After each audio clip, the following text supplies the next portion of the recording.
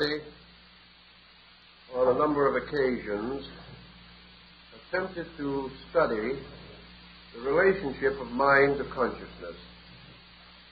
We hope in the present series to clarify this relationship a little more and to develop certain aspects of the subject which will have immediate and practical usefulness to us in daily living. As we probably all realize, in the course of the last century especially, the concept of mind has come to include the concept of consciousness. We regard these as almost identical terms. And while in certain departments of philosophy there may be recognized differences, in practical daily experience, we take it for granted that whatever we think about, we experience as consciousness. We think of consciousness as that which gives us the power to think. And when we turn our attention, our mental attention, upon any subject, we assume that we are examining it in terms of our consciousness. What is the essential difference, then, in the meaning of the two thoughts or terms? In idealistic philosophy, and certainly in classical thinking, consciousness implies participation as internal or experience analysis or value of an idea or circumstance. Thus, consciousness should enable us to say of something under consideration, "This I know." Nothing prevents us from saying this when we do not know.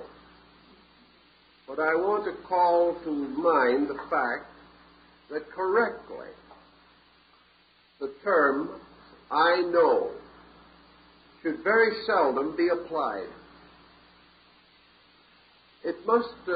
Such a term must be limited either to something entirely trite and of comparatively slight meaning, or else it must be reserved for something so profound, so deep an experience of consciousness that very few persons can legitimately claim to possess it. To say "I know" means that we possess the fullness of the fact or the truth of a thing. To know it means to totally comprehend it. To know it means to know its motivations, its most secret thoughts and processes. To know it is to know its cause, its true substance, its origin, its procedure, its method, and its destiny. To know it is to be completely and fully aware of every aspect of it. Not only its outward and visible parts, but its inward and invisible parts. Under such conditions, the term "I know" would be very rarely applied. On the other hand, we can say, "This I think," "This I believe." And thinking is a kind of defense of believing. We think about things, but we do not think with them. By the use of the mind, we can become aware of such qualities and attributes of things as may be known by the senses. And to the sensory evidence, we add a believing, which is a distillation or an extension by mental process to an apperception of certain values beyond those most immediately apparent. Therefore, if we see with our sensory perception a man stepping off the corner of a street and walking toward the other side of the street, we then close our eyes so that we do not see him reach the other side of the street. We will still, however, by the extension of our sensory evidence, assume that he reaches the other side of the street, and continue to visualize inwardly his advance toward what was obviously and evidently his original goal or purpose. Thus, by the mind, we not only see the visible parts of things, but we apprehend their probabilities. Thus, we gain the skill to estimate with certain prophetic skill the ordinary expectancies with which we are surrounded and with which various activities are associated. We may therefore say that by the mind we may perceive the structures of things, their actions and conducts. And we may also reason or rationalize upon the meanings of things which are visible, thus developing a morality, an ethics, or even a philosophy. These being the extensions of things obvious, and their motions and certain probabilities derived therefrom. All through this process, however, we realize that thought is dependent upon sensory testimony. It is very difficult for an individual to think about anything of which he has heard nothing, seen nothing, nor which he has contacted in any way. Thus it is difficult, if not impossible, for a person born blind to estimate the significance of color differences, or a person born deaf to estimate correctly tonal intervals. If, however, man has once possessed such faculty, but has lost them, memory, a mental power, comes to his assistance, and he may revisualize or revitalize such memories as are necessary to assist him to interpret incidents when some faculties have been disabled and can no longer testify. Substantially, however, the mind is built upon observation and upon reflections about things observed. These reflections, particularly, because they become more or less abstract, and because we are rather proud, in fact, a little awed by our own reflective ability, these reflections may be mistaken for consciousness. It may be assumed that when we enter a reflective or meditative state, we escape from the normal processes of mind into some extrasensory dimension of knowing. However, this is not strictly the case. For what we usually call reflection is merely one of the numerous faculties available to us in the general structure of mental phenomena. As we are not yet able to adequately define the boundaries of mental activity, as we are not able to determine correctly what part of life is entirely mental and what part is without mind, if such a part exists, we are unable to clearly differentiate between the various sensory reflexes, nor can we be sure whether our mental activity is arising from thoughtfulness, or from prejudice, or from opinion, or from a variety of secondary sources. We are told that man may say, "I think, therefore I am." Another man will say, "I am, therefore I think." And thought and human existence, the human state, have been regarded as closely associated. Yet whether thinking is a true evidence of humanity is still a moot question. For thinking has been indulged in since the beginning of history. Yet man has thought himself into more difficulties than he has ever thought his way out of.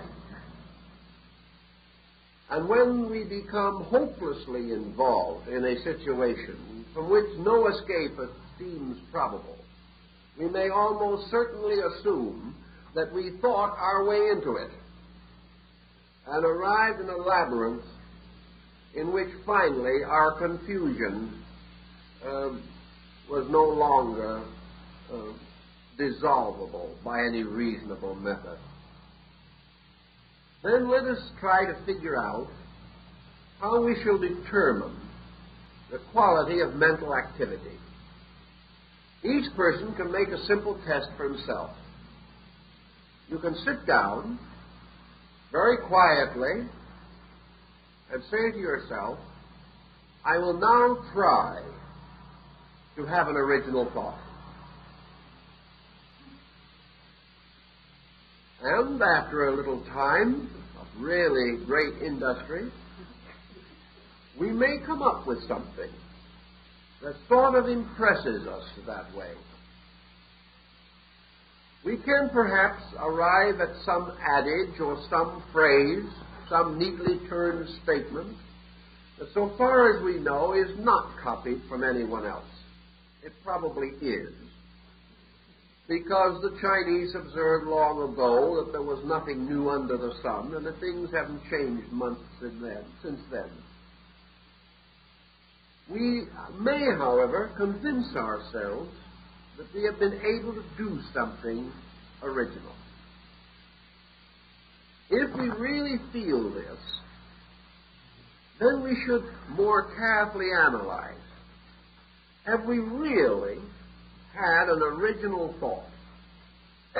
Or have we rationally extended a previous pattern of thinking? Usually this is the case. Thus, in the patent office in Washington, there are thousands of patents which state themselves to be new and useful improvements upon something, for one patent that claims to be an original idea. In fact, it becomes a very difficult problem even in the patent office to determine originality.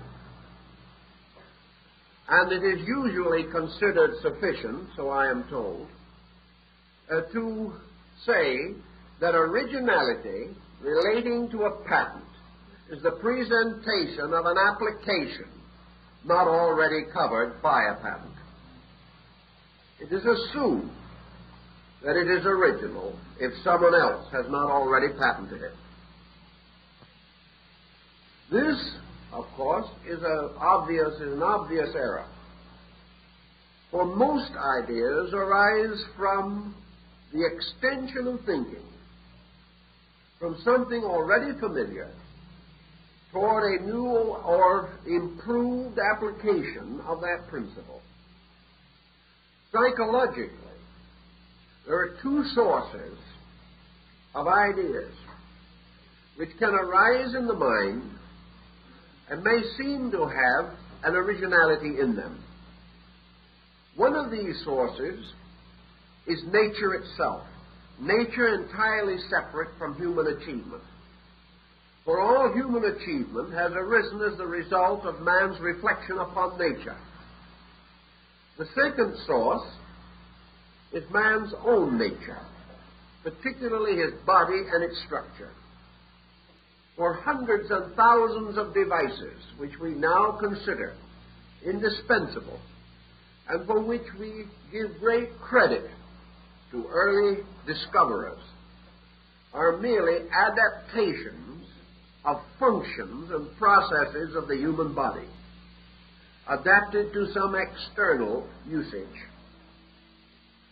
And we have discovered that there is a kind of analogy moving through nature. And because it was necessary for man, as a metropolitan being, to have a certain circulation and a certain great function of excretion, the study of this in man and its application to social structure resulted in the development of the great sewers and aqueducts of Rome. They were based directly upon the processes of the human body. Perhaps those who actually invented these devices or advanced them did not know this consciously, but because they had lived constantly in the presence of a universal ingenuity, in the presence of procedures, processes, and methodologies in the earth and in the sky and in nature around him, man finally adapted and adopted these things, finding uses for them in the development of his own way of life. Experimentations with musical composition have revealed again and again that unconsciously nearly every great composer has appropriated fragments from the melodies of other composers. He does not even know this, but he instinctively draws forth these fragments, and his contribution is not newness, but a new arrangement, or the bringing together of parts previously not united. In other words, another way of saying, new and useful improvements, or the extension of some available idea further into application or specialization. From all this, we have to realize that mentation is a kind of exercise or activity upon a level. Mentation may expand to the corners of the world or extend into innumerable fields, but it is bound by a certain level of altitude. It cannot ascend beyond a certain point. And if it descends too far below this certain point, it also loses effectiveness. The mind, therefore, is an instrument adapted to the objectivity of human experience. Mind has as its primary purpose the victory by man over environment and the integration of his resources toward orientation in the objective world. The mind, to accomplish this, must have overtones. And of these overtones, perhaps some of the most significant are philosophy, religion, and science. And here we will come to considerable discussion, particularly in religion and philosophy. As yet, science has not come to this division, but it must ultimately do so, and we already begin to see indications of this division within the body of science. Ages ago, thousands of years ago, religion divided into a formal worship and a mystical worship. Dividing, therefore, the intellectual concept of religion from its spiritual or consciousness level. Philosophy did the same thing. Philosophy divided itself into an intellectual system of philosophy and a mystical or abstract system. Intellectual philosophy being represented by such works as those of Kant and Nietzsche and Schopenhauer and Hume and Lessing, whereas the mystical aspects of philosophy are to be found in such Oriental systems as Vedanta and Yoga, and in the Western systems of Bamy, St. Martin, and Baron Emanuel Swedenborg. These represent divisions within a structure. Science must ultimately come to the same division, and there must be a separation within the structure of science to distinguish a materialistic or physical science and a spiritual or mystical science, using the same essential instruments, but one dealing with an invisible or superphysical sphere of causes, whereas the other is limited largely to a visible physical sphere of effects. This is because the inner life of man ultimately divides between an intellectual and a mystical approach to the substance of knowing. Nearly all intellectualists are ultimately disillusioned. They plead the same sad story as Omar the tent maker, who engaged in great argument of this and that, but always came out by the same door wherein he went. The intellectual comes ultimately to the realization that the mind can go only a certain distance. From this, the individual tries to spread his wings by speculation and press the mind beyond the reason or beyond the fact towards the hoped-for truth. In a little time, however, this speculative instinct passes out of sober control, for as landmarks are lost, similarities and familiarities are left behind. The mind gradually ceases to have a functioning power of its own. Deprived of all cooperation from the sensory and reflective parts of itself, the mind ultimately goes to sleep. It has no possibility of escaping into consciousness or departing from the world of phenomena to which it belongs, by which it was generated, and concerning which it is completely absorbed and dedicated. Buddha points this out very clearly, for he makes the mind to be a production of sensory reflex. That it is not the mind that makes man see the world, but it is the world which makes man have a mind to see with. And all of our sensory reflexes are totally dependent upon objectivity for their own existence. If there was nothing to see, the faculties of sight would fail. If there was nothing to hear, the faculties of hearing would fail. But there is a very interesting thing, a problem that has long been debated. The old story is, would there be any noise if there was no one to hear it? We may say definitely that if man did not hear sound, he would dwell in silence.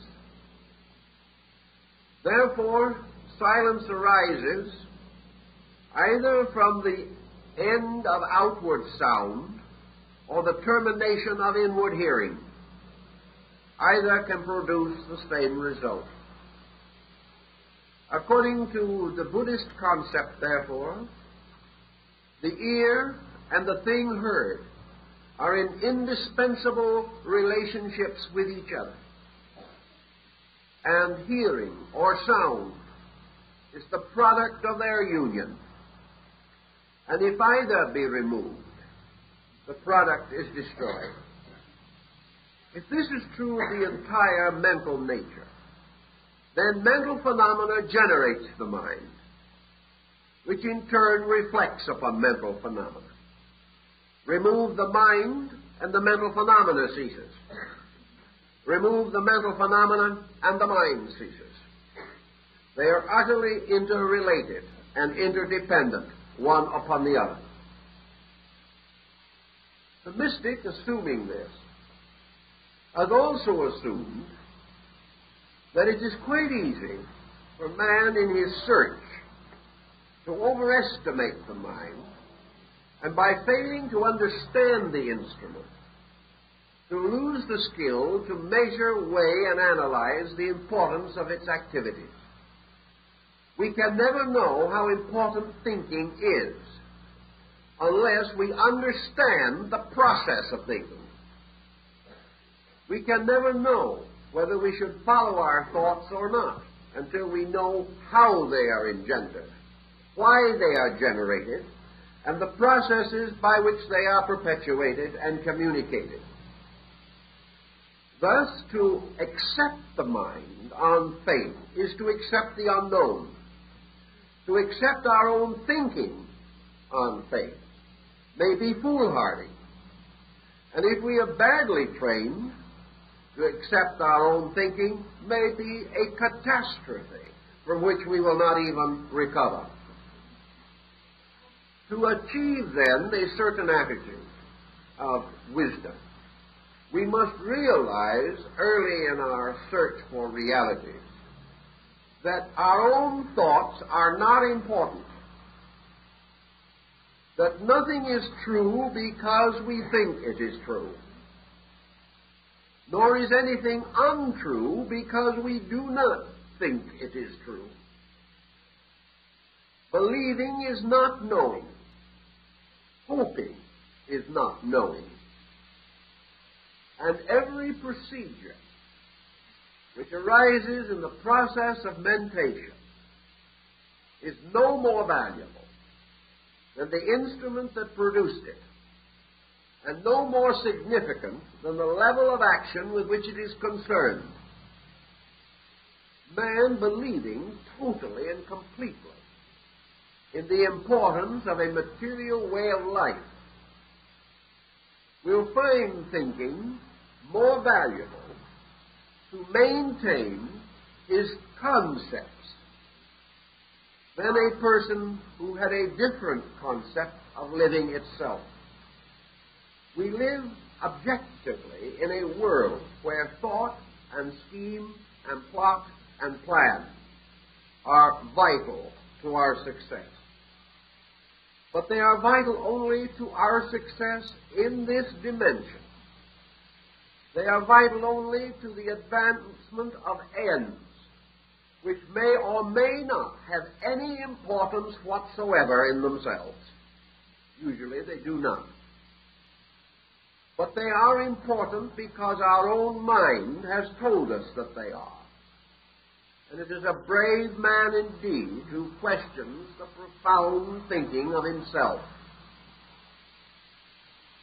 If, therefore, we wish to practically examine our own problem, we must realize that we have lived always upon surfaces.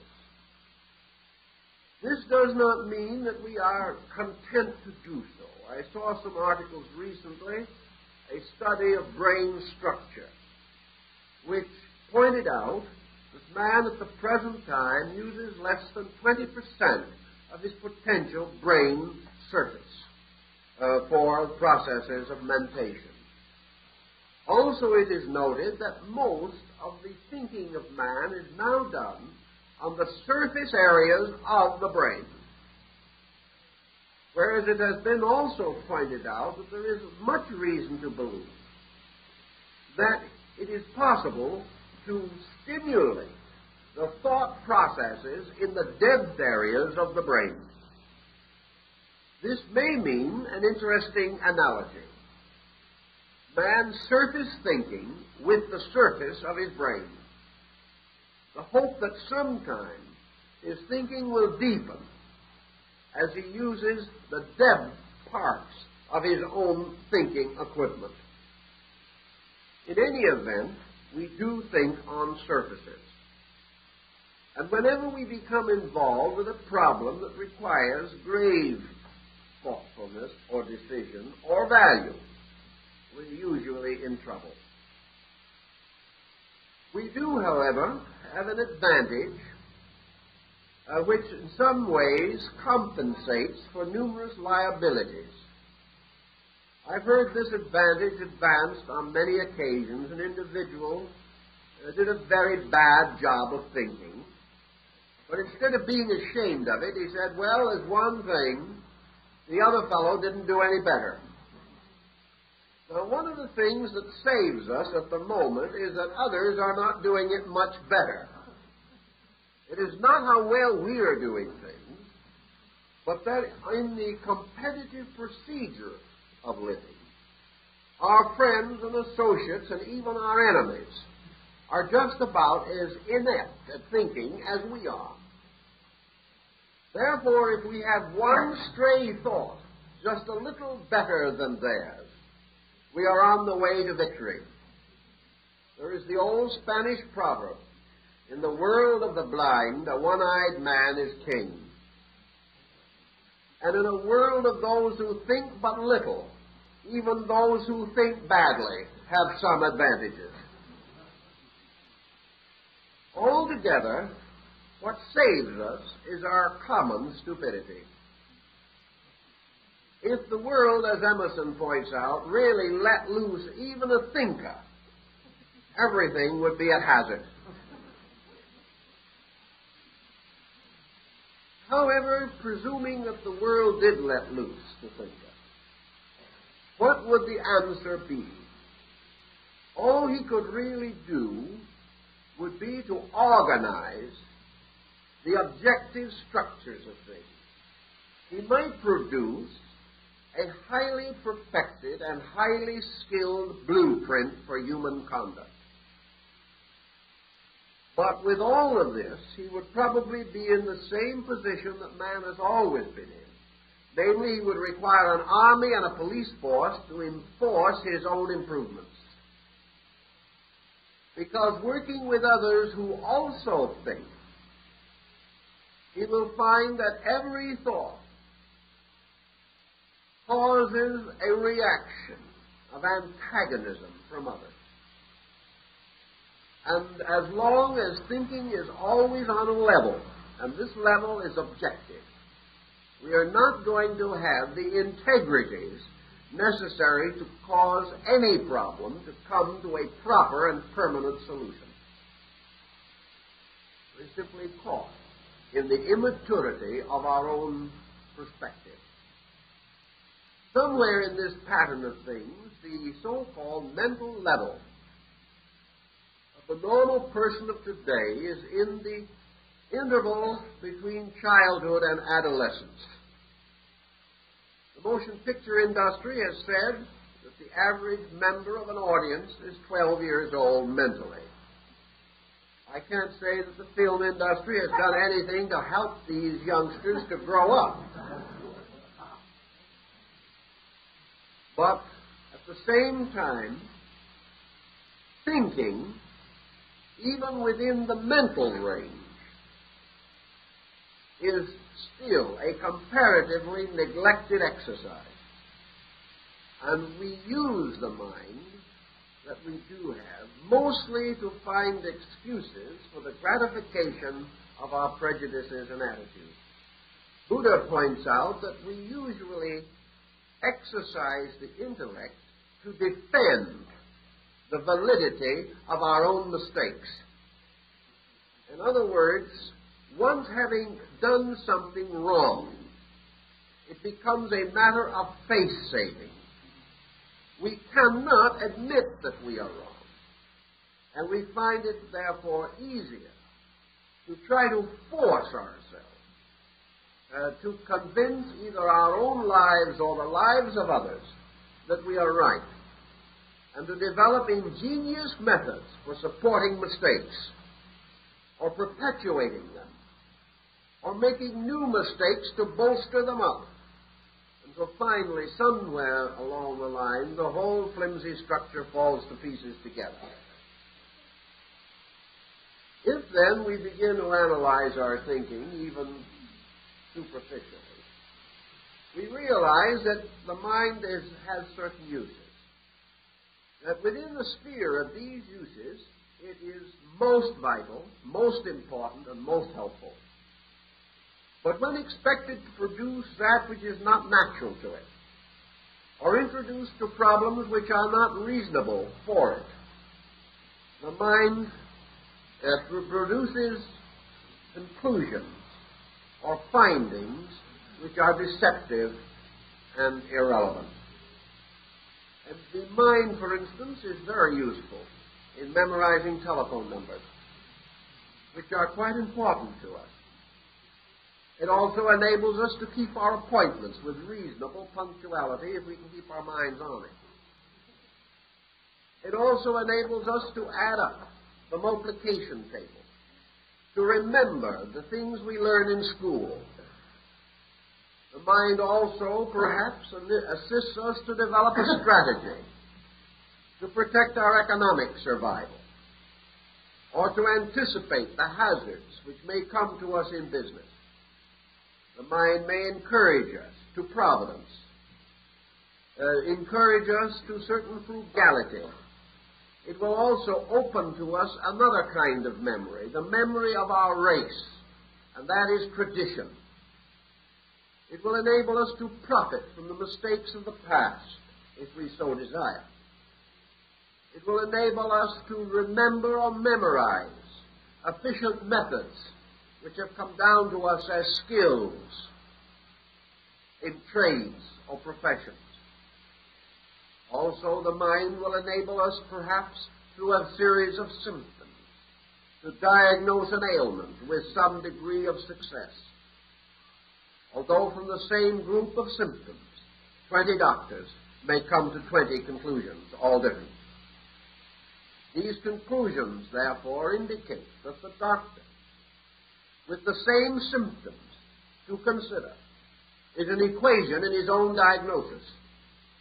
And because of the specializations of his own mind, or the attitudes to which he is addicted, he colors even his ability to interpret a series of simple landmarks.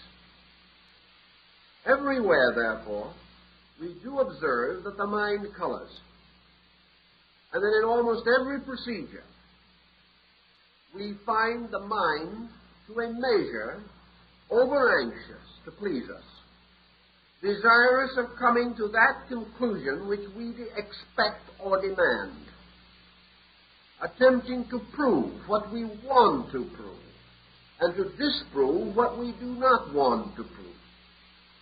If we wish to regard a person as unpleasant, the mind will assist us in every way to ferret out every undesirable characteristic of that individual. If, on the other hand, we have a natural affinity to that person, the mind will then set to work resolutely and obscure every defect in them. It is as though the mind was a kind of yes man, always arriving at the conclusion we demand of it. And to the degree that we do demand, the mind will be dishonest in our favor. And as this is what we wanted in the first place, we consider the mind admirable in every way and practically infallible, simply because it arrives at the conclusion that we desire.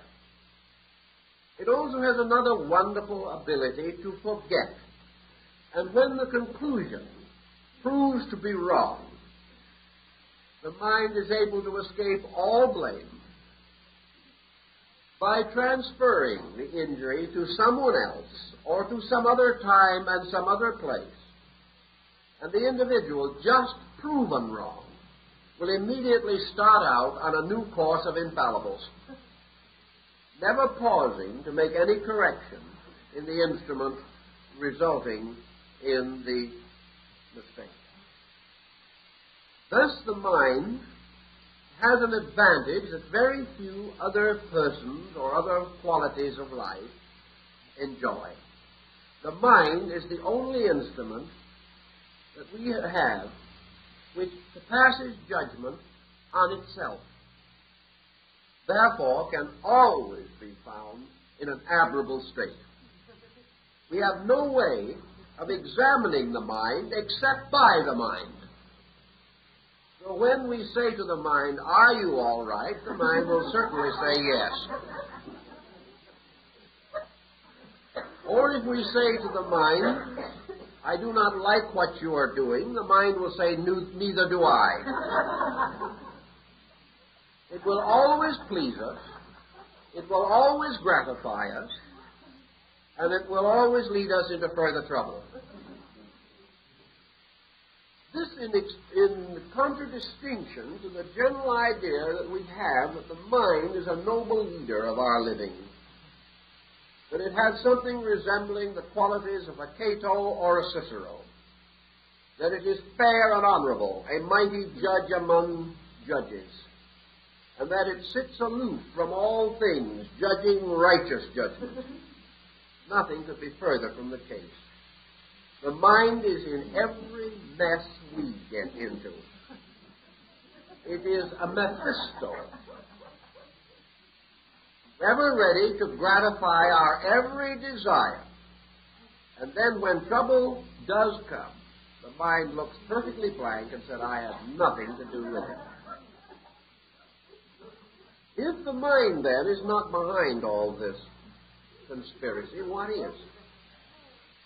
Behind the mind, undoubtedly, in the case of man, is what we call blind pressure. This blind pressure is simply emotional tension. It is intensity. Man says without thought, "This I like, this I do not like." Whenever he sees anything, he says, "This I want," if it is in any possible way useful to him. If he sees anything utterly objectionable, he says, "This I do not want." And having, by the intensity of attitude, determined a course of procedure, he then turns the detail of the procedure over to the mind, the duty of which is to prove that he is right, to advance every purpose as he wishes it to be advanced, and to block every situation which he desires to have blocked. The mind, therefore, is actually the servant of the emotional intensity of the individual. The mind does not control emotion. The mind is the victim of emotional intensity. The emotions are much older than thought. The emotions rise in instinct and impulse, and these control and direct life, so that what we call living is largely mentally sustained impulse or mentally sustained intensity. And by means of the mind, we try to find various ways of accomplishing our emotional purposes. Our emotional purposes of love or hate, of possession and loss, of joy and sorrow. We give, therefore, to the mind the job of causing or making available to us joy. We give to the mind the labor of taking from us sorrow. Therefore, we must rationalize ourselves into joy and out of sorrow, even if we have to create a new universe to sustain our position. Actually, when it's all said and done, it is very hard to determine and to decide how best mind can be directed to its natural end. One point, of course, we learn again simply from observation and from the study of life around us. Individuals have a tendency to be more honorable when they are not under pressure. They have a tendency to be more honest when the advantages of dishonesty are fewer. They have a tendency to be more kind when unkindness is less profitable. Also, we observe, as Mohammed pointed out, that most individuals are probably born honest and are gradually educated out of it by their friends and relatives. Consequently, the greatest good that we can do for the mind is to release it from slavery to the ulterior impulses of our own emotions. If we can actually say to the mind, you are a learned counselor, I want your opinion, and I am not going to give you the slightest hint of how I want the episode to be interpreted. I'm not going to tell you what I want or how I want it. But this is the catch. All this conversation is itself arranged by the mind. Therefore, we have got to find a way of preventing the mind from knowing that secret by which the mind will be contaminated. We can say to ourselves, I want the mind to tell me honestly what kind of a person Joe is. Of course, I think he's a skunk. But I'm not going to let this influence my mind. The thing is done already. The moment he internally admits or assumes any attitude, the mind is already conditioned. And it is rare indeed to find a person who can come to a completely impersonal or impartial judgment on any subject that has any bearing upon his own affairs. This is why justice back in Egypt was blindfolded, and the goddess Maya, who carried the scales of the balance, was represented without eyes.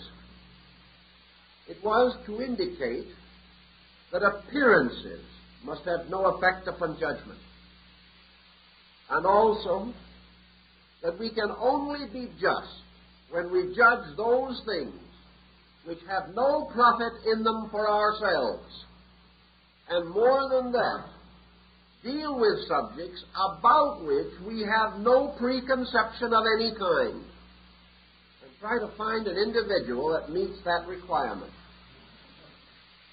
It is impossible, practically, to find a person today without preconceptions on almost every subject, even though he may not personally be involved. He is victimized by the press, by propaganda, by news, by all kinds of conditioning factors. And he is highly conditioned by the opinions of the learned, the informed, or experts, whom he regards, therefore, as suitable sources of information and upon whose opinions he builds. These people may be entirely wrong, but they become part of his basic mentation.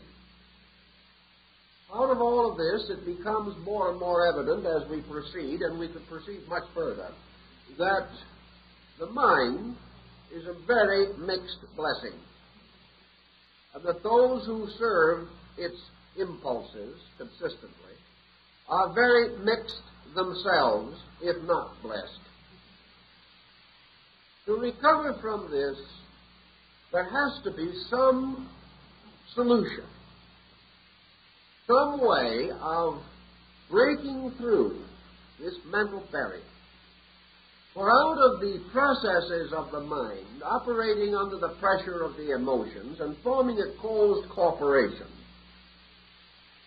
not only does the individual come to false conclusions or inadequate conclusions, but he is blocked from any escape. He is locked ever more tightly within the mind, and he loses by degrees all perspective beyond the mental life itself.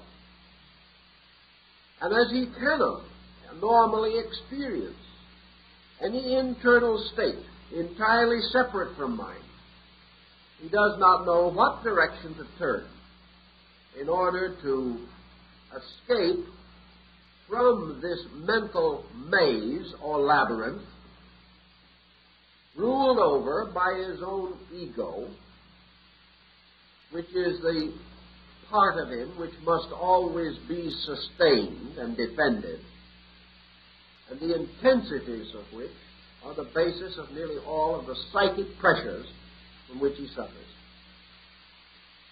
Out of this, East and West, ancient and medieval, developed a great pattern of monasticism.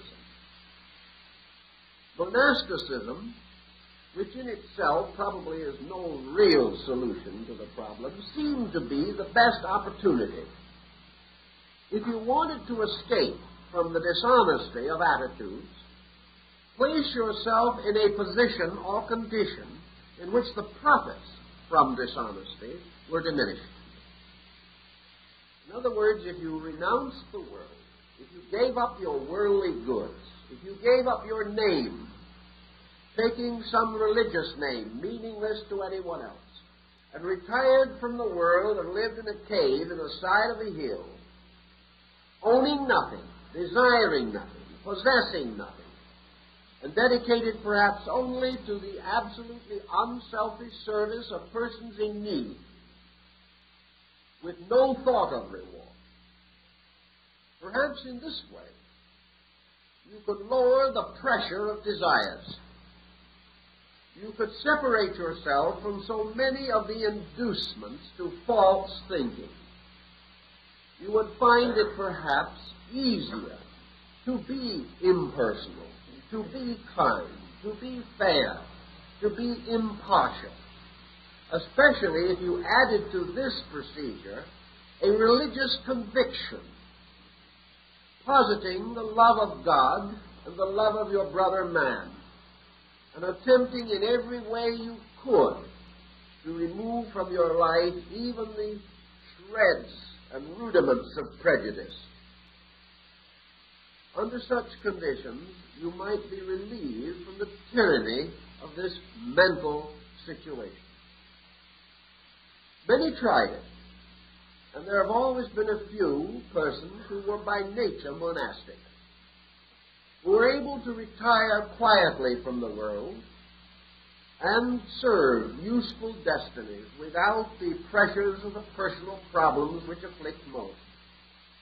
On the other hand, this same escape toward monasticism produced a frightful harvest of neurotics, individuals whose intensities rose through frustration, and who tried very hard to be better than they were, and as a result destroyed their sanities and made possible some of the most mutilating episodes in the religious history of mankind.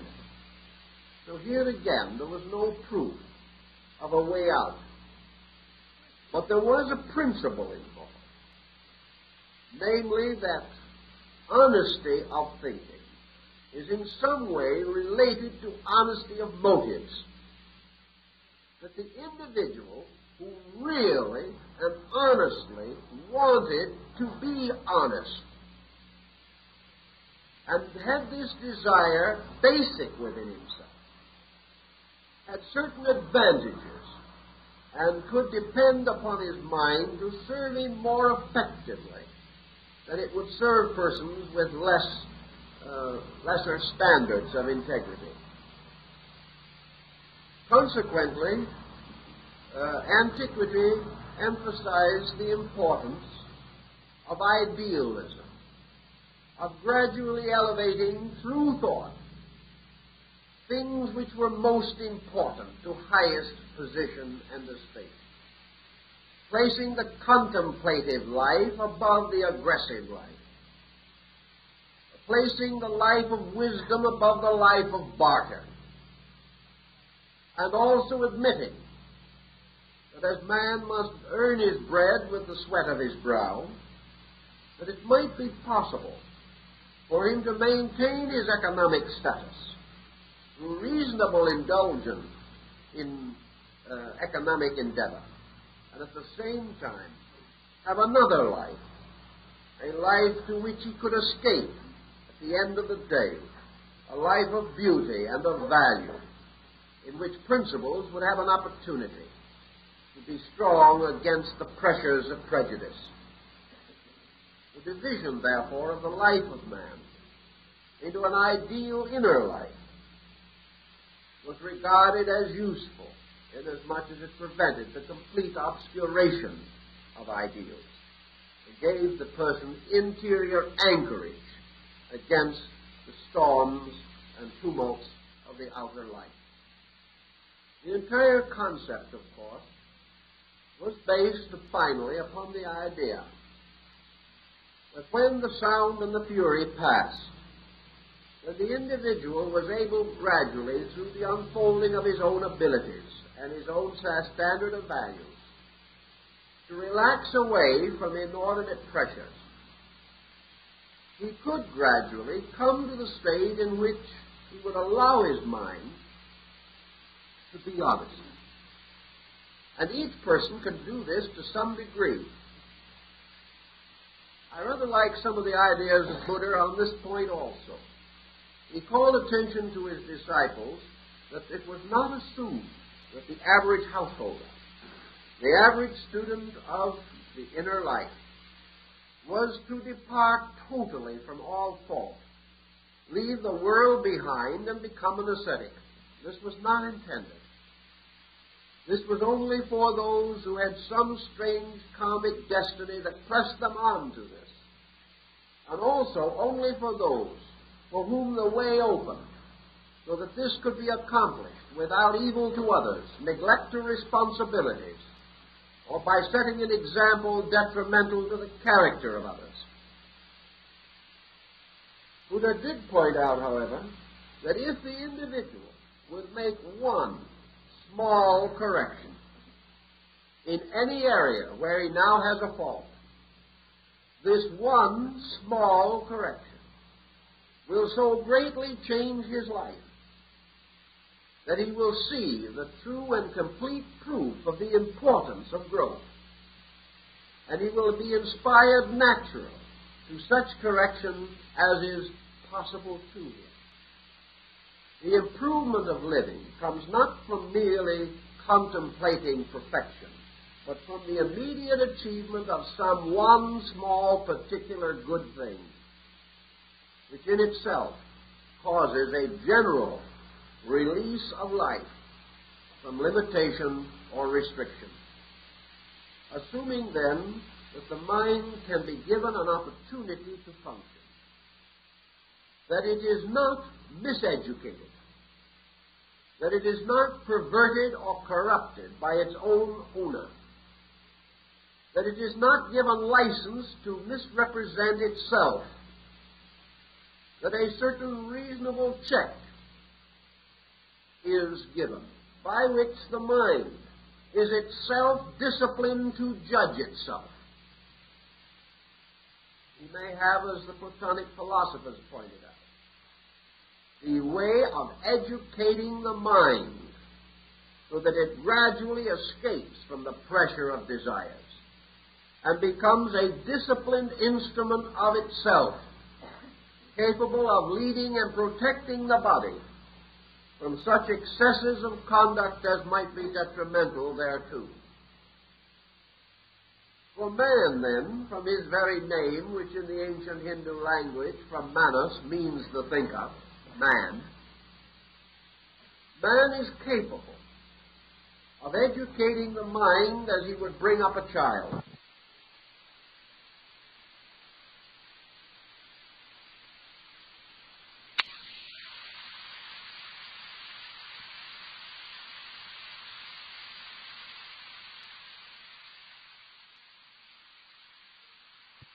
Until this mind finally becomes the simple instrument of humanity, by means of which man solves those problems which are essentially the problems of man. that he solves the mystery of health, of education, of labor, of policy, correcting crime and corruption, overcoming war and attaining peace. Therefore, that the mind is capable of correcting those ills which arise from the mind or from emotional tyranny over the mind. And by so correcting these ills, bringing man into a truly mental state, which is a state of order. Thus, a mind-directed society, if it is honorably directed, will be a smoothly running society.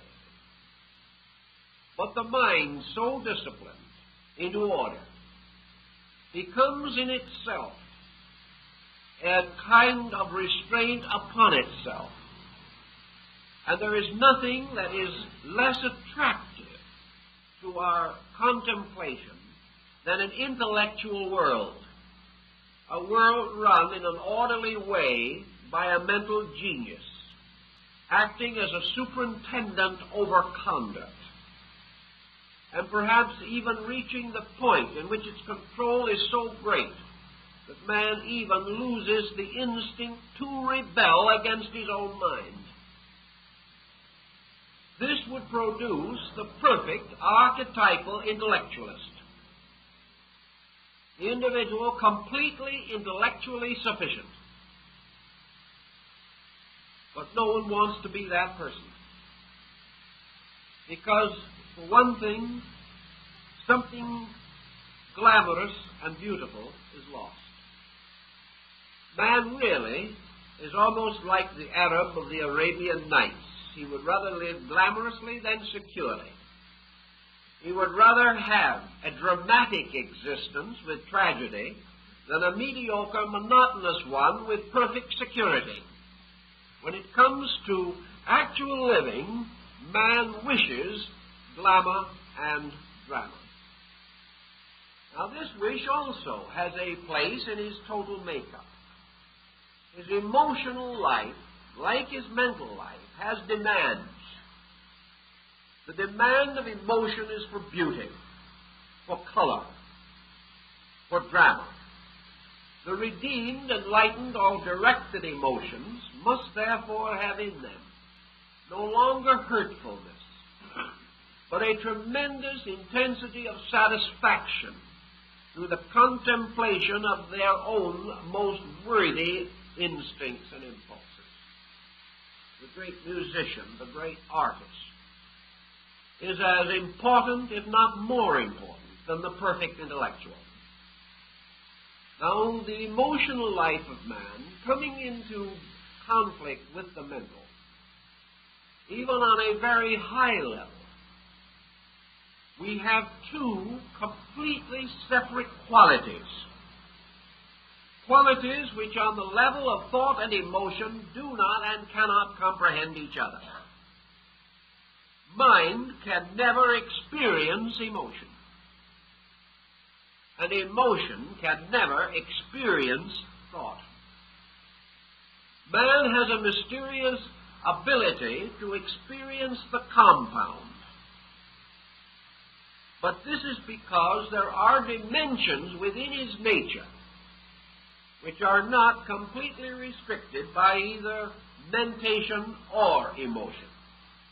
If man was not in some way superior to both, he could not reconcile them in his own experience, nor could he share them and arbitrate them and mingle them almost as an alchemist might mingle the irreconcilable elements of fire and water. This brings us then to the next equation, and that is the relationship of the thought-emotion compound to something superior to and beyond itself. The Egyptians developed a very interesting philosophy by means of which they affirmed that all things can know or comprehend that which is less than themselves in the concatenation of universal order, but nothing can know that which is superior to itself. To know more than itself would require faculties greater than its own. To be more than he is, man must have become greater than he is. And you have the serious dilemma of trying to pick yourself up by your bootstraps or some other such inconsistent and unreasonable attitude. Therefore, if man possesses the power of consciousness, this power is not conferred by either mind or emotion.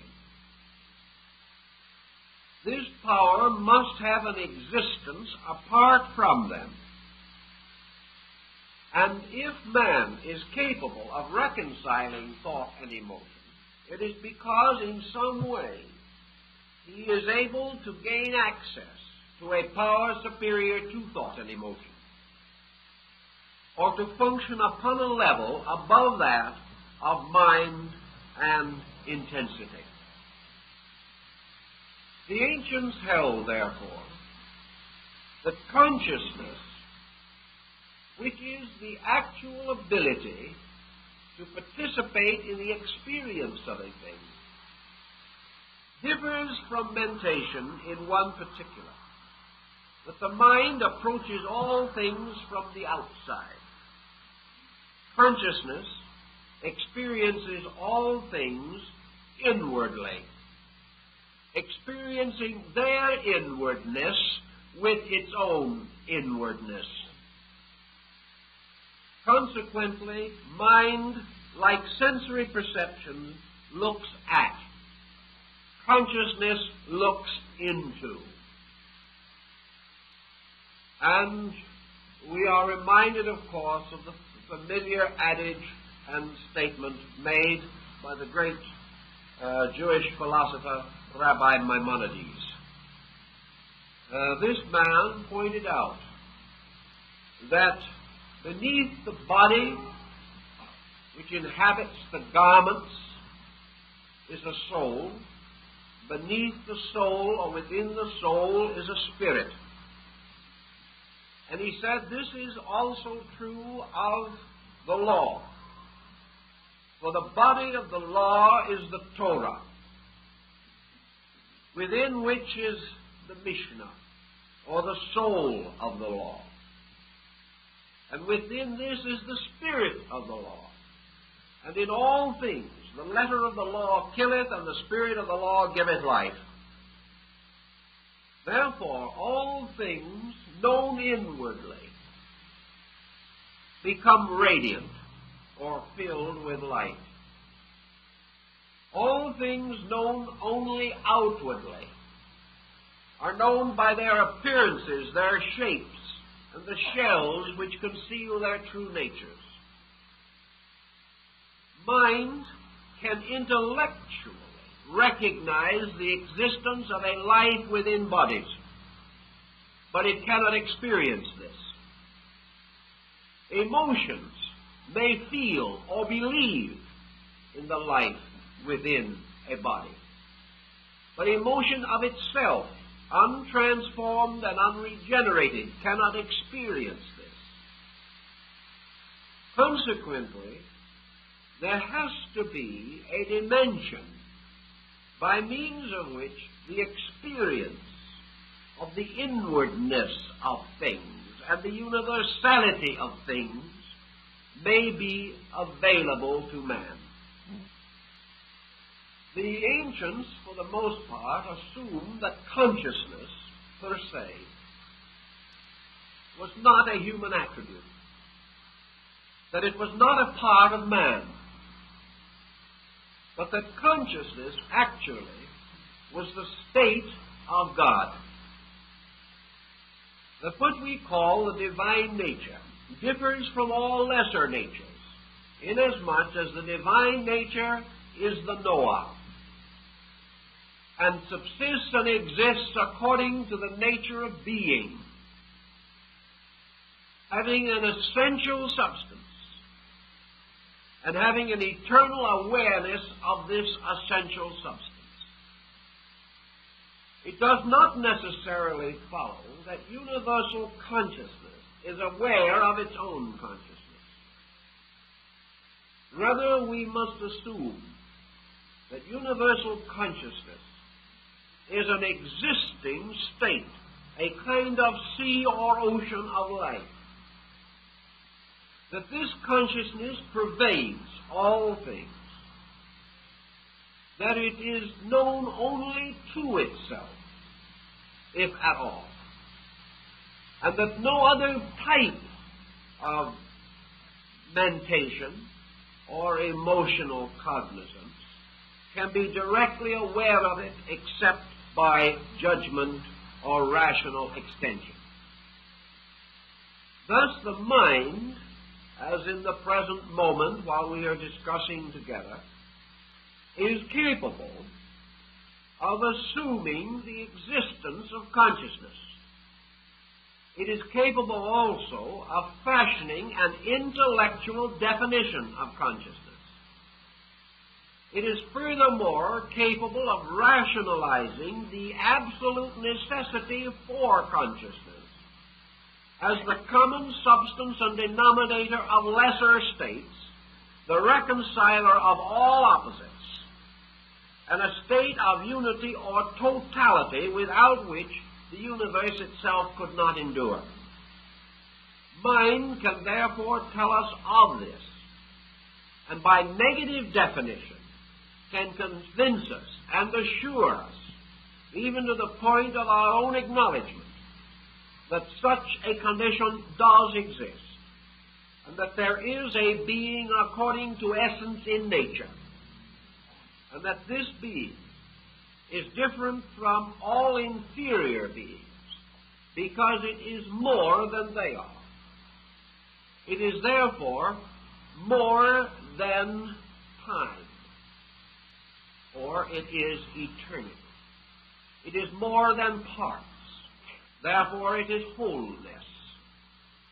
It is more than divided knowledge, therefore it is wisdom. It is more than the numerous virtues, therefore it is the good. It is superior to nature, therefore it must be part of the cause which engenders or generates nature. It is greater than man, therefore it is divine. These conclusions we arrive at. And from these conclusions, great rational philosophies and religions have been built. And these rational systems are not bad, nor are they necessarily corrupt from any such conclusion or belief.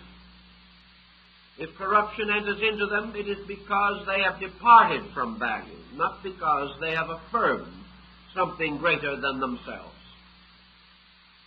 Yet, having achieved the intellectual recognition of all these things, having therefore the intellectual recognition of divine love as an aspect of universal consciousness, having the intellectual concept of divine wisdom as an expression of universal consciousness, having also the intellectual concept of divine power as an aspect of universal consciousness. We come therefore into omniscience, omnipresence, and omniactivity.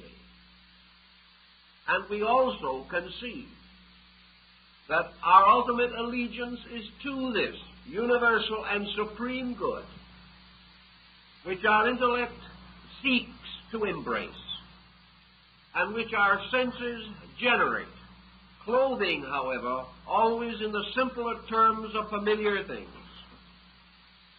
so that we actually must use comparatively commonplace expressions, and in inwardly reflecting upon these great matters, we use trite symbols, which are utterly inadequate. Recognizing all this, we can then perhaps understand the difference between consciousness and thought.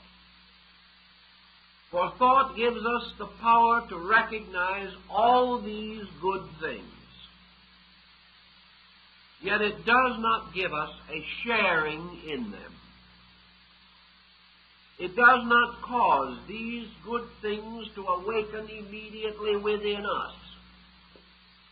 Nor does this thought fill us with such inevitable and ever-present admiration that we immediately depart from all else and strive after this sovereignty of good. Thus, believing in universal love, we continue to hate our neighbors. Believing in universal peace, we continue to precipitate wars. Believing in universal tolerance, we are still subject to religious and racial intolerances. Believing in the value of all spiritual matters over material considerations, we still desperately strive after material ends at the expense of conscience and character. This is because we can think about good, but this thinking does not give us the living experience of good by which it becomes more important than any other consideration, and by which it is made to exercise an irresistible force upon our conduct. The only answer, then, is that in order to be moved dynamically from a common and ordinary procedure to an uncommon and unordinary one, there has to be some kind of an impact. This impact for man must be an extraordinary circumstance. And such an extraordinary circumstance is usually an experience of consciousness arising from catastrophe, from crisis, or from some tremendous revolution within the temperament of the individual. The moment that an experience of consciousness takes the place of a mental concept, the individual becomes identical with his objective. He does not contemplate it, he is it. He is not given any longer the privilege of deciding which is better. For in the experience of the best, all else becomes unimportant. Consequently, our deepest philosophies have always impelled man to search for the experience of consciousness, by means of which a totality or a synthesis takes the place of a fragmentary knowledge or an analytical approach to truth. Consciousness, by the very experience which man has occasionally been able to record concerning it, is not something of particulars. Consciousness does not fill up the deficiencies of reason, nor does it necessarily bestow skill where aptitudes have not been properly cultivated. For the most part, consciousness is an impact of total value. And this impact is such that it can vitalize or sustain almost any kind of particular effort.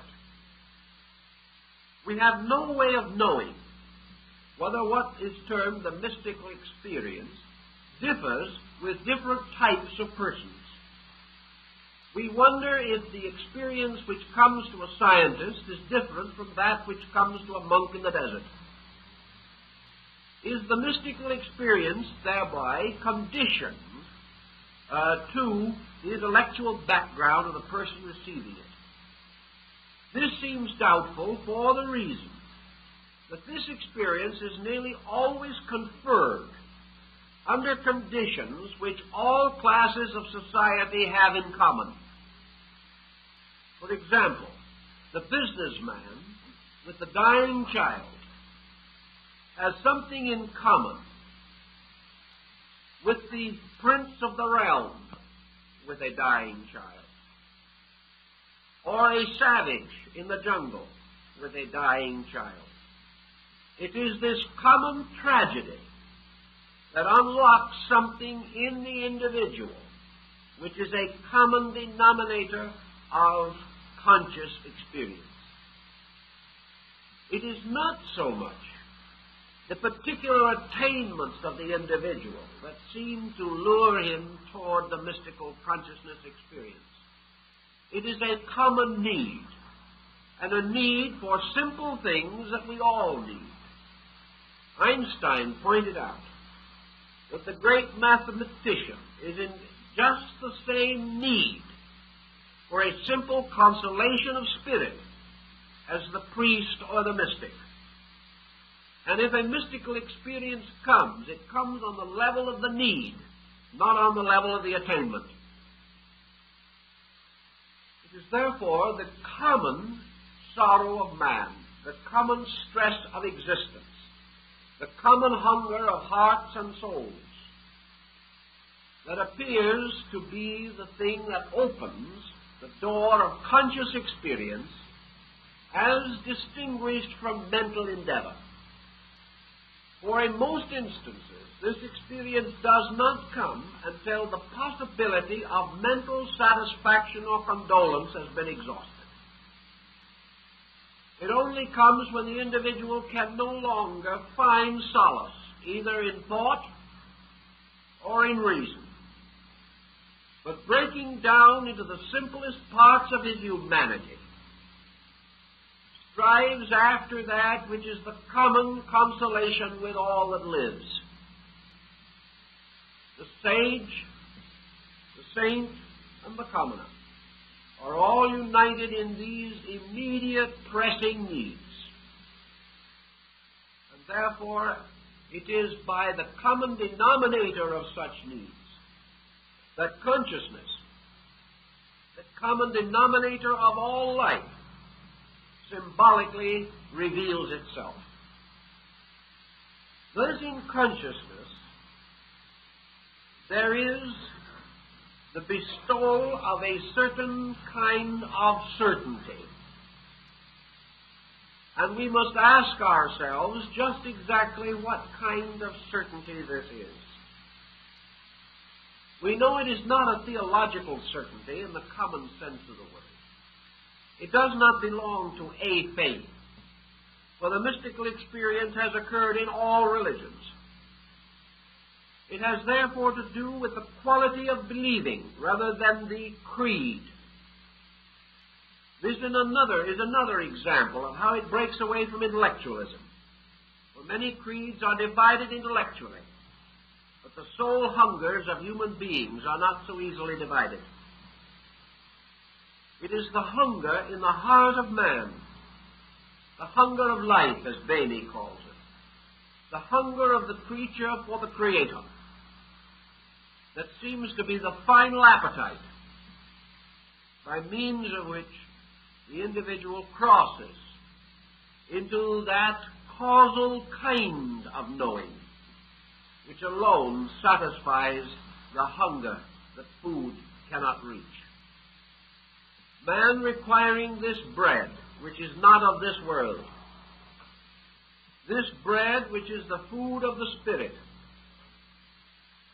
gains his insight and consciousness by the hunger of his needing, rather than by the intellectual requirements of his mind. He is actually not searching for proof, for as one mystic points out, he was not seeking to justify God, or to know that God existed, or to prove God. He was simply seeking this peace which surpasseth understanding. He was seeking inevitably for this life, which is indeed the life of men, the life of conscious experience within.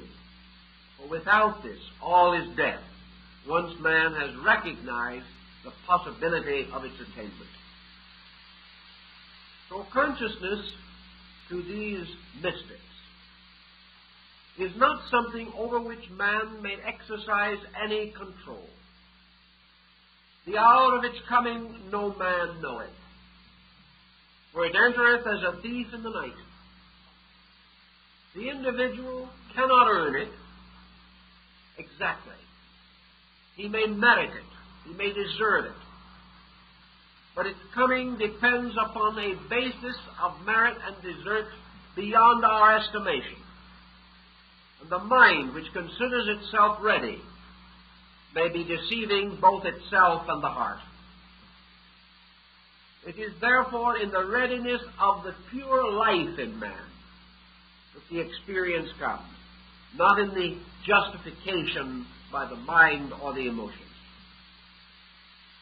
In this experience, therefore, man's experience of consciousness is not that he becomes conscious, but rather that he enters into a subjective state of total worship, that he is suddenly aware of something that brings him to his knees, inwardly if not outwardly. He is not brought to his knees by terror or by fear, but by the awesomeness of that which is inevitably and eternally so. He enters into a highly receptive relationship. Suddenly, with all of his total life, his total being, he is able to say, not my will, but thine be done. Because in this case, his own will ceases to be of any value, any significance, or any importance. In fact, it is a detriment. It is part of that thing which has forced the mind against the wisdom of the heart. It is, therefore, the willlessness of the total acceptance in which the individual, opening himself, becomes entirely receptive to that which was, is, and ever shall be. Thus, consciousness, moving into man, takes the place of man in his own nature. And this consciousness becomes a strange, ever-living sharing. It is that something by which a light from within, shining upon all other things, causes these other things to appear transparent, causes their inner parts to be as evident as their outer parts, but mostly transparent in their causes, in their spirits, and in the source and substance of their motivations. Thus, universal consciousness, as St. Francis of Assisi points out, bestows with it universal compassion. The individual ceases forever to judge, because judgment was a mind-judging life. This is audacity, only permissible while man knows no better. But when mind judges life and comes in with an unhappy verdict, life judges life and comes in with a verdict of divine love and understanding. Life, judging itself, knows itself, knows therefore its risings up and its settings down, knows its increasing and its decreasing, and the life of the universe, being the love of God, knows the shortcoming, limitation, and frustration of all creatures that have not come to the light. Therefore it passes judgment upon nothing, but rejoices in the light within all other things. And moving toward consciousness, moves towards a unity in which there is no longer diversity and no longer mine or thine. Thus, in the mystical experience, all desire to pass judgment is lost. And the individual has this momentary flash of eternity as described by Bamey as the lightning flash, which suddenly and instantly illumines all things, then passes, leaving a darkness. But that darkness can never forget the light, and that which is seen in the moment of light forever destroys man's fear of darkness. For in a moment he has seen what is in the darkness, and he has seen that it is good. And in this goodness is the end of all his fearing. Plotinus declares that on only a few occasions was he lifted up into the blessed experience of his God. But in those moments he was as God. And being as God, he became as father, mother, child. He became parent and friend. He became leader and lover, all in one. And in the moments that followed these experiences, when life closed in again upon the mundane pattern of things, Plotinus said that these moments of eternity sustain the soul throughout the whole mystery of time. Once this experience has occurred, a man has the knowing and can say of inward things, "These I know." Against such an one, the shocks and arrows of outrageous fortune have no power or strength. And although the light itself may not continue to shine, man continues to know that it is there, separated from him only by the opacity of his own senses, and that wherever he sees darkness, it is merely because his eyes cannot bear the light that is behind the darkness. Thus, in these experiences comes to man the courage or the strength to sustain him through the numerous vicissitudes in which material things close once more around him. But in these moments, he has experienced the fact of consciousness. More than this, he has experienced the fact of immortality. He has experienced the fact of God, of totality. And for a few seconds, he has been filled with that infinite love of life and love of God, which cannot be known on the sensory or emotional levels of man's external existence. Therefore, in those moments, his world is placed in order, in such an order that it can never again be shaken from that order. And in this, the opinions of others become meaningless. For his internal faith or knowing, this man may be persecuted and martyred, but he cannot be touched, because he lives in an inward, absolute participation in the fact of divinity.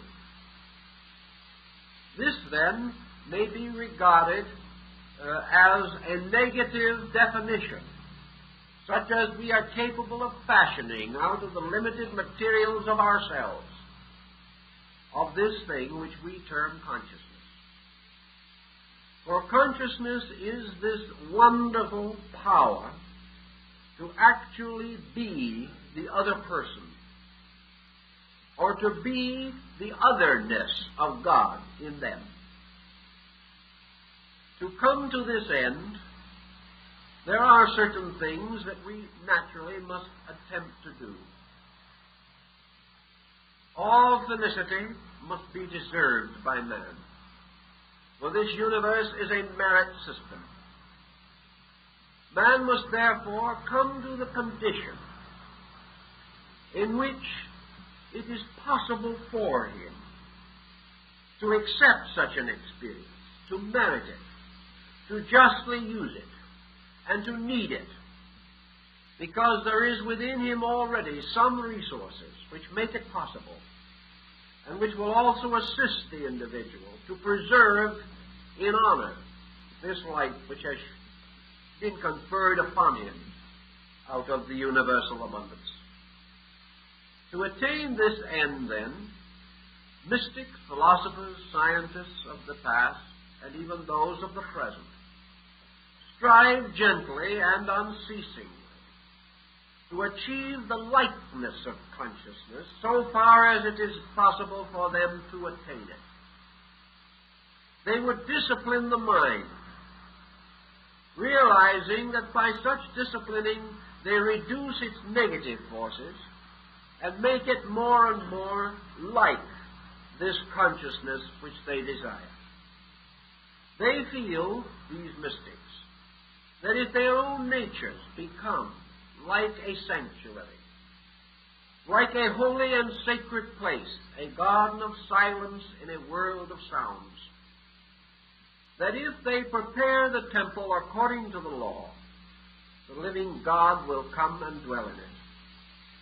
Thus, by purification, redemption of self, regeneration, dedication, and the serious, sincere, and honorable desire to self-improvement, man begins the slow but inevitable journey which will lead him through the mental life into the consciousness which is behind it. He must use first those faculties first available to him. But it is important in all of his philosophizing to recognize that aggressiveness, while it may seem a virtue in this world, is no virtue in terms of consciousness. On the other hand, weakness or negation is not a virtue. That in some way, in order to attain his divinity, man must suspend his humanity. He must in some way end this tyranny of mortality, not only in his body but in his mind. In some strange way, the mystical experience revitalizes or renews the body of man and gives him greater insight and courage. It also renews his entire life in faith, giving him the skill to serve others more effectively because he is less selfish. Perhaps the one thing that the mystical experience tells us more than anything else is that it is the ultimate of spiritual revelation, and that as the ultimate of spiritual revelation, it cannot be communicated. From this we should learn that in our effort to communicate, we may, if we are not careful, overdo to the degree that we overemphasize in others the importance of communication. Certainly, everyone who wishes to know certain things must be exposed to them, must have some idea about them. Aquinas was problemed with the question, what can a teacher teach? And he answers it in a moderate way, namely that the teacher can teach the individual certain basic principles which will cause that individual to desire to grow of himself and by his own effort. But consciousness cannot be conferred. It must arise within the psychic, spiritual life of the individual. Various inducements may assist man to live the life that will make the experience of consciousness likely. But motivation and every other factor must be correct.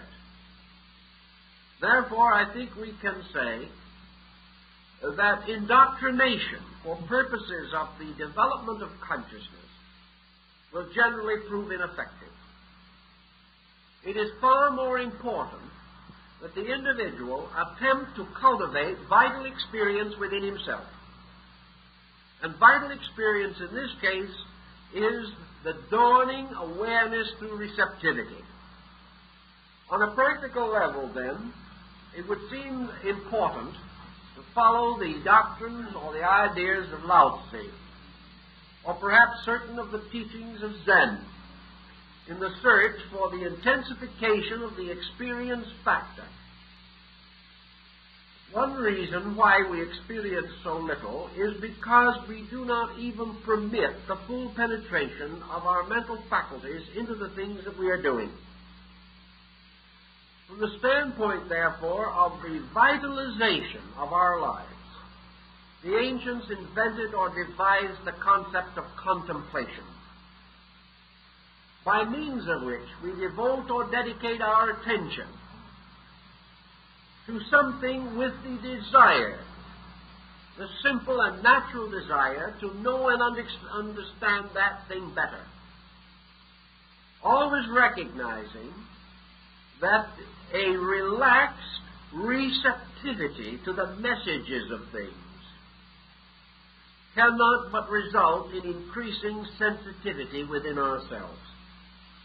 The individual who can go forth, sit down quietly on the side of the mountain and become receptive to the sunrise or the sunset, can be receptive to the motion of the wind across a field of ripening grain. Perhaps such receptivity enabled Vincent van Gogh to place a strange and luminous color into this field of grain, a color which other men did not see, but a color which Van Gogh, perhaps in his madness, was able to capture on canvas. But certainly, this motion of life in the air in the wheat field can be experienced. It can move in upon man. It can move in with the song of the bird and the evidence of life. It can come to us through the eyes of those we know and love. It can come in the simple voice and song of children. It can come in the sound of the great cathedral bell. It may come to us in every phase and experience of life if we learn to sit quietly and accept into ourselves the messages of things.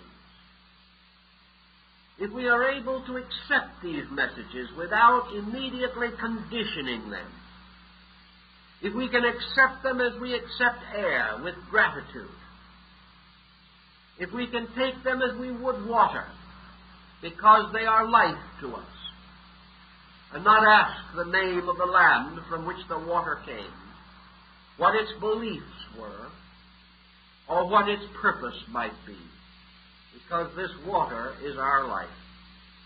If, therefore, we can accept the testimonies of things as a living breath of life moving into us, we can grow. We can find dimensions that are somewhat beyond the mind. We can say to the mind, be still. And in this stillness, we can accept the simple impact of life, the direct experience of living upon living. And through such experience, a new dimension comes to us, the contemplative dimension of receptivity. Perhaps the mind is still functioning, but it is doing so in a hallowed way. It is simply acting as a messenger. Through the sensory perceptions, it is telling us what we are seeing. It is not interpreting, because our will and our purpose and our ego and our desires for the moment rest in sleep. And it is the sleeping of self-purpose that leads to the revelation of divine purpose. In these simple things, by learning to thoroughly examine, we begin to appreciate. For appreciation comes always in the footsteps of thoughtfulness. Things first disliked or neglected, when thoughtfully considered, create in us admiration and respect. The more we understand the workings of the universe as these workings are revealed to us in living things, the more we appreciate both the universe and the cause thereof. Appreciation, then, is a way of sharing. It is not really consciousness, but it is on the threshold of consciousness, where appreciation is a warming of ourselves, an opening up and a going forth in rejoicing to the sharing in some happy thought, pleasant contemplation, constructive reflection about things around us. If we are able thus to detach ourselves into this aloofness from personal desire and sentiment, there is no knowing, as Lao Tzu revealed, but that in some moment thus detached, we shall suddenly sense the opening of a universe of consciousness. We shall suddenly be picked up into this universal mystery of total awareness, total knowing, absolute certainty and validity, about which now we can only have words, and these not too effectively. I think psychology must someday recognize this dimension also. That what lies at the root of our need is this need of common consciousness or experience, to be gained only by the overcoming of separateness, as the dividing of our lives from all other lives. All things that are separate must die. All things that are united have a part in eternity, which is a state of union. Consequently, as long as we fight for individuality, we fight for death. We fight for aloneness, isolation, suffering. And we set up situations in which we will have grief and pain and sorrow. Nature allows this because out of grieving, out of pain, out of sorrow must come the incentives to overcome these things. For without such incentives, man might never even desire the truth, or might certainly never have the courage to place the search for it above every other consideration. But psychology must also realize that behind the mental phenomena of the individual is the universal phenomena of life itself. Mind as we know it is the shadow, the negative pole of consciousness. And the positive pole itself is locked in its own mystery.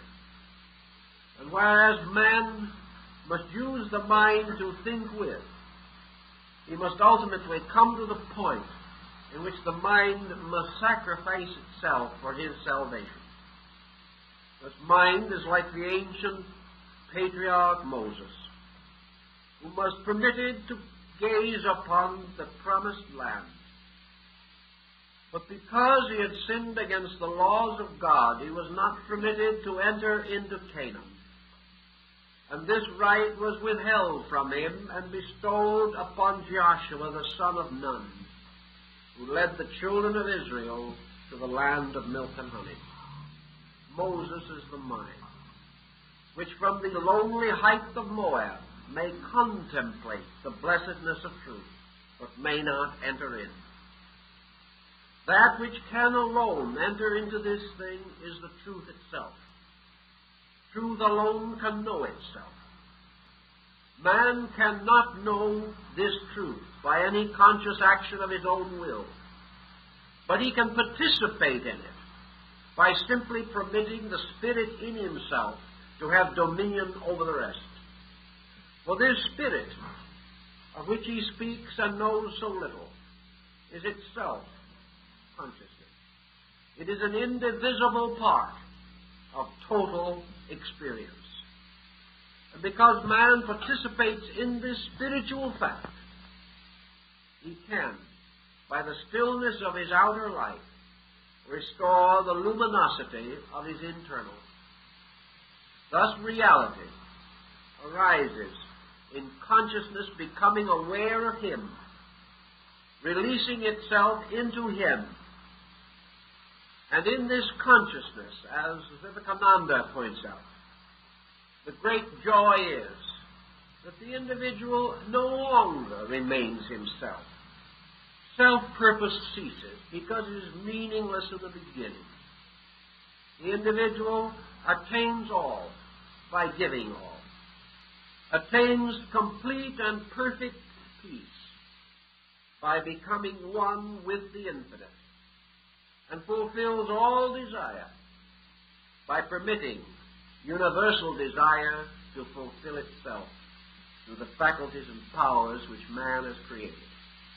Thus, in the mystical experience, eternity takes control of man, his nerves, his muscles, his very body, takes control of his mind and his emotions.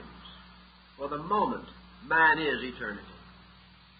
And in that moment, there is impressed upon the fabric of his being a strange and indescribable experience. Later, this fabric cries out to give testimony to it. The mind seeks to explain.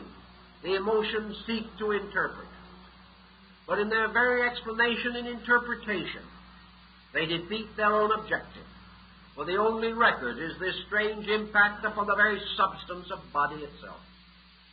This strange, wonderful luminosity, which alone bears witness and which cannot be explained, except that the body is truly filled with light, a light which is itself filled with love and goodness. These experiences tell us something of a consciousness behind things.